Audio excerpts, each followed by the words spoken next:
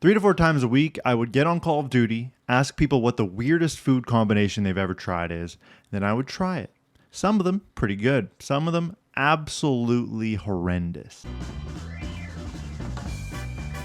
Oh my god. I couldn't have imagined a worse texture in my life. Instantly coated my throat with like a film of tuna. The series went viral. I mean, every single time I posted, hundreds of thousands, if not millions of views. It got to the point where if a video didn't hit 1 million views, it was a flop to me. If a video hit 50,000 views, I privated it, which honestly, it's probably pretty crazy coming from the mouth of the person who probably has like 20 views on this video right now.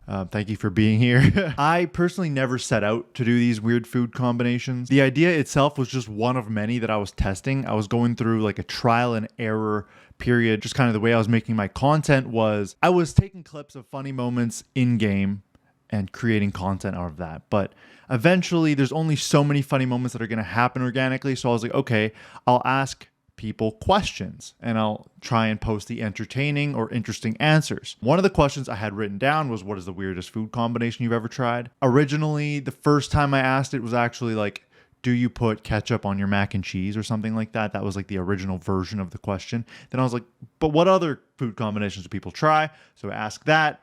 And then I ended up getting these two really funny guys in my lobby, and they had like a really good banter back and forth about their weird food combination. Cottage cheese and jelly on a sandwich is actually pretty dank if you don't gag at cottage cheese. My dad used to force me to eat that, and I was like, this is gross, but it's not bad, honestly. No, it's gross. You're fucking psycho. They make homes for people like you. So I decided I'll just try it, put that part at the end of the video, and it just clicked. All the videos before that were getting to like from like 10,000 to like 250,000 views on a good day. This one got to over 1 million quick.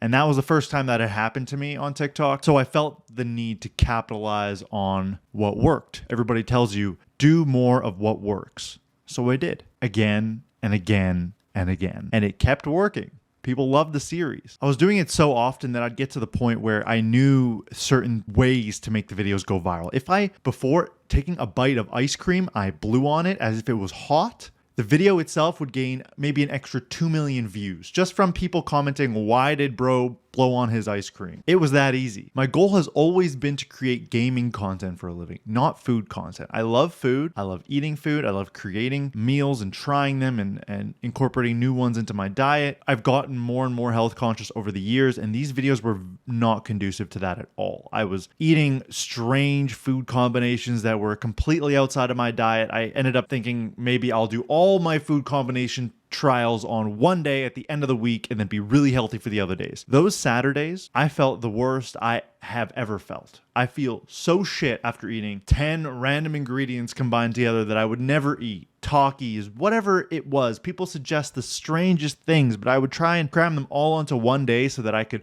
stay healthy the rest of the week. That didn't work. This video dating back to January 1st, 2023 shows me at probably my largest at 215 pounds.